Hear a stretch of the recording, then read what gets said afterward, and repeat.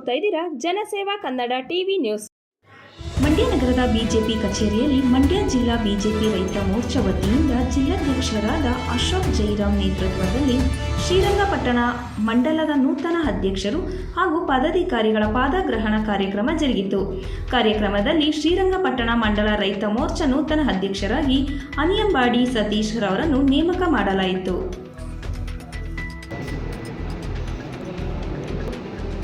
ಸಾಮಾಜಿಕ ಜಾಲತಾಣ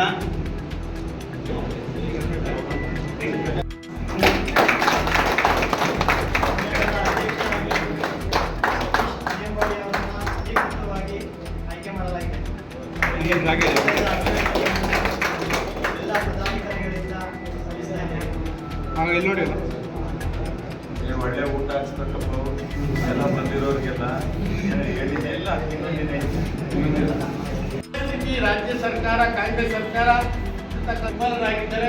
ಮಾಹಿತಿ ತಗೊಳ್ಳಿ ಪ್ರಕಾರ ಚಳುವಳಿಗಳನ್ನು ಮಾಡುವಂತ ಕೆಲಸ ಮಾಡಬೇಕು. ನಮ್ಗಳು ಗಮನಕ್ಕೆ ತಂದು ನೀವು ಮುನ್ನುಗ್ಗಿ ನಿಮ್ಮ ಜೊತೆ ಸದಾ ಇದ್ದೀವಿ ಅಂತ ಹೇಳ್ತಾ ಆಯ್ಕೆಯಾಗಿರ್ತಕ್ಕಂಥ ಪದಾಧಿಕಾರಿಗಳು ನನ್ನ ಅಭಿನಂದನೆಯನ್ನು ಸಲ್ಲಿಸ್ತಾ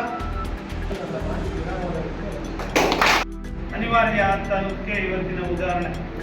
ಯಾಕೆಂದ್ರೆ ನಮ್ಮ ಇಂದಿನ ಇದನ್ನ ನೋಡ್ತಾ ಬಂದ ಕಾರ್ಯಕ್ರಮಗಳಲ್ಲಿ ಯಾರು ರೈತ ಮೋರ್ಚಾಕ್ಕೆ ಆ ಮೋರ್ಚಾ ನಮ್ಗೊಂದು 5-6 ಮೋರ್ಚಾ ಇದೆ. SC ಮೋರ್ಚಾ ಇದೆ, ST ಮೋರ್ಚಾ ಇದೆ, ಯುವ ಮೋರ್ಚಾ ಇದೆ, ಎಲ್ಲ ಇದೆ. ಮಹಿಳಾ ಮೋರ್ಚಾ ಇದೆ, ಮತ್ತೆ ಹಿಂದುಳಿದ ವರ್ಗದ ಮೋರ್ಚಾಗಳಿದ್ದಾವೆ. ಅವ್ರ ಪಾಡಿಗೆ ಅವ್ರು ಮಾಡ್ತಿರ್ತಾರೆ. ಪೇರೆಂಟ್ ಪಾರ್ಟಿನವರು ಅವ್ರ ಪಾಡಿಗೆ ಅವ್ರು ಕೆಲಸ ಮಾಡ್ತಾರೆ. ಇವ್ರ ಪಾಡಿಗೆ ಇವರು ಮತಗ್ರಹಣ ಹೋಗ್ತಾ ಇದ್ರು. ಈ ಸಾರಿ ನಾನು ಪ್ರಪ್ರಥಮವಾಗಿ ಇದನ್ನು ನಾನು ಆಗಲೇ ಹೇಳಿದೆ. ಯಾರಿಗೆ ನಮ್ಮ ಸತೀಶ್ ಅವರು ಬಂದಿದ್ರು, ನಾನು ಜಿಲ್ಲಾ ಕಾರ್ಯದರ್ಶಿ ಮಾಡಿ ನನಗೆ ಅಂತೇಳಿ ರೈತ ಮೋರ್ಚಾಕ್ಕೆ. ನೀವು ಜಿಲ್ಲಾ ಕಾರ್ಯದರ್ಶಿಯಾಗಿ ಹೋದರೆ ಈ ಶಕ್ತಿ ಎಲ್ಲ ಡೈಲ್ಯೂಟ್ ಆಗ್ಬಿಡ್ತದೆ ಇಡೀ ಜಿಲ್ಲೆಗೆ. ನಮಗೇನೆ ಬಂತು ಭಾಗ್ಯ. ಈ ಶಕ್ತಿ ಇಲ್ಲೇ ಉಳಿಬೇಕು, ಎಲ್ಲಿ ಶ್ರೀರಂಗಪಟ್ಟಣದಲ್ಲಿ ಉಳಿದ್ರು ತಾನೆ ನಮ್ಗೆ ಏನಾದ್ರು ಅನುಕೂಲ ಆಗೋದು ಅಂತೇಳಿ ಅವ್ರನ್ನ ಶ್ರೀರಂಗಪಟ್ಟಣಕ್ಕೆ ಉತ್ಸಾಹಿ ಯುವಕ ಶ್ರೀರಂಗಪಟ್ಟಣ ಕ್ಷೇತ್ರದಲ್ಲಿ ಇರಲಿ ಅನ್ನೋ ಉದ್ದೇಶದಿಂದ ಅವನ ಶಕ್ತಿ ಏನಿದ್ರು ಶ್ರೀರಂಗಪಟ್ಟಣಕ್ಕೆ ಸೀಮಿತ ಆಗಲಿ ಅಂತೇಳಿ ನಾವೇ ನಿರ್ಧಾರ ಮಾಡಿದ್ವಿ. ಅದಕ್ಕೆ ನಾನು ಅವ್ನಿಗೆ ಹೇಳಿದೆ, ತಾಲೂಕು ಅಧ್ಯಕ್ಷನಾಗು, ನಂತರ ನೋಡೋಣ. ಯಾಕೆಂದರೆ ಇಲ್ಲಿ ಶಕ್ತಿ ನಿಂದೇನು ಅಂತ ತೋರಿಸಿದ್ರೆ ಮುಂದೆ ನಿಮ್ಗೆ ಕೊಡುವಂಥ ಅವಕಾಶ ಬೇರೆ ಬೇರೆ ಇದ್ದಾವೆ ಅಂತ ನಾನೇ ಅವನಿಗೆ ಅಡ್ವೈಸ್ ಮಾಡಿದೆ. ಅದು ಎಷ್ಟು ಮಟ್ಟಿಗೆ ತಗೊಂಡ್ರು ಗೊತ್ತಿಲ್ಲ. ಹೋಗುವಾಗ ಸ್ವಲ್ಪ ಅಸಮಾಧಾನದಿಂದನೇ ಹೋದರು.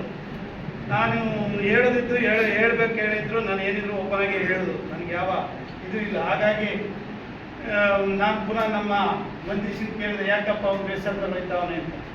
ಅವನು ಏನೋ ಜಿಲ್ಲೆಗೆ ಹಾಕಬೇಕು ಅಂತ ಬಂದು, ಅಲ್ಲ ಹೇಗೆ ಹೊಸದಾಗಿ ಬಂದವನೇ ಫಸ್ಟ್ ಕಲೀಲಿ ಮಾರಾಯ ಪ್ರೈಮರಿ ಸ್ಕೂಲು, ಆಮೇಲೆ ಮಾಡೋಣ. ಅವ್ನು ಜಿಲ್ಲಾಧ್ಯಕ್ಷನೇ ಮಾಡೋಣ ಬೇಕಾದ್ರೆ, ಏನೂ ಆಗಲ್ಲ. ಆದರೆ ನಾವು ಗುರಿ ಇಟ್ಕೊಂಡಿರೋದು ಮುಂದಿನ ಶ್ರೀರಂಗಪಟ್ಟಣ ಕ್ಷೇತ್ರ ನಮ್ಮ ವಶ ಮಾಡ್ಕೋಬೇಕು, ಇಂಥ ಉತ್ಸಾಹ ಯುವಕ ನಮಗೆ ಬೇಕು ಅಂತ ಹೇಳಿ ನಿಲ್ಲಿಸ್ತೀವಿ. ಆಮೇಲೆ ಅವನೇ ಒಪ್ಕೊಂಡ. ಕೊನೆಗೆ ಅಸಮಾಧಾನ ಹೋಗಿ ಖುಷಿಲಿ ಇವತ್ತು ಇಷ್ಟು ಅದ್ದೂರಿಯಾಗಿ ರೈತ ಮೋರ್ಚಾ ಆಗಲಿ ಯಾವ ಮೋರ್ಚಾ ಆಗಲಿ ಇಷ್ಟು ಅದ್ದೂರಿಯಾಗಿ ಎಲ್ಲೂ ನಮ್ಮ ಜಿಲ್ಲೆಯಲ್ಲಾಗಲಿ ಮಾಡಿದ್ದಾರೆ. ನಮ್ಮ ರೈತ ಮೋರ್ಚಾ ಸೆಕ್ರೆಟರಿ ಆದ ರಾಜ್ಯ ಕಾರ್ಯದರ್ಶಿಗಳಾದಂಥ ಅಶೋಕ್ ಅವರ ಗುಣ ಇರ್ಬೋದು, ಅಥವಾ ನಮ್ಮ ಕ್ಯಾಂಡಿಡೇಟು ನಮ್ಮ ಜಿಲ್ಲಾಧ್ಯಕ್ಷರಾದಂಥ ಅಶೋಕ್ ಅವರ ಶಕ್ತಿ ಇರ್ಬೋದು. ಇದು ಹೊಸ ಒಂದು ವಾತಾವರಣ. ಅದಕ್ಕೆ ನಾನು ಮೊದಲೇ ಹೇಳಿದೆ, ಇದು ಬದಲಾವಣೆ ಅಂತ. ನಾವೆಲ್ಲ ಹಳೆ ತಲೆಮಾರಿನಿಂದ ಹೊಸ ತಲೆಮಾರಿಗೆ ಬಂದಾಗ ಯಾವ್ಯಾವ ರೀತಿ ಬದಲಾವಣೆಗಳಾಗ್ತವೆ ಎನ್ನುವುದು ಇದೊಂದು ಉದಾಹರಣೆ. ಹಾಗಾಗಿ ಇನ್ನೂ ಹೆಚ್ಚು ನಾನು ಮನೆಯ ತಾಲೂಕು ಅಧ್ಯಕ್ಷರಿಗೆ ಹೇಳ್ತೀನಿ, ರೈತ ಮೋರ್ಚಾ ಜೊತೆಗೆ ಜೋಡಿಸಿ ಇನ್ನೂ ರೈತ ಮೋರ್ಚಾ ಶಕ್ತಿ ಮಾಡಿ ಪ್ರತಿಯೊಂದು 247 ಬೂತ್ಗಳಲ್ಲೂ ರೈತ ಮೋರ್ಚಾ ಜನ ಇರಬೇಕು. ರೈತ ಮೋರ್ಚಾ ಜನ ಕನಿಷ್ಠ 5 ಜನನಾದರೂ ಒಂದು ಬೂತ್ನಲ್ಲಿ ಉಳ್ಕೊಳ್ಳುವಂಥ ವ್ಯವಸ್ಥೆಯನ್ನು ಸತೀಶ್ ಮಾಡ್ತಾರೆ ಅಂತ ಅನ್ನೋ ಒಂದು ಭರವಸೆ ನನಗಿದೆ. ಯಾಕೆ ಇದನ್ನು ಹೇಳ್ತಾ ಇದ್ದೀನಿ ಅಂದರೆ, ಅವತ್ತು ಬಂದಂಥ ಅವನ ಉತ್ಸಾಹವನ್ನು ನೋಡಿ ನಾನು ಮಾನಸಿಕವಾಗಿ ಅವರು ಬಂದಾಗ ಅಸೆಸ್ ಮಾಡುವಂಥ ಒಂದು ಶಕ್ತಿ ಇದೆ. ಅದಕ್ಕೆ ನಾನು ಹೇಳಿದ್ದೆ ಅವನಿಗೆ, ಅದನ್ನು ಇವತ್ತು ಕಾರ್ಯರೂಪಕ್ಕೆ ತರ್ತಾ ಇದ್ದಾರೆ.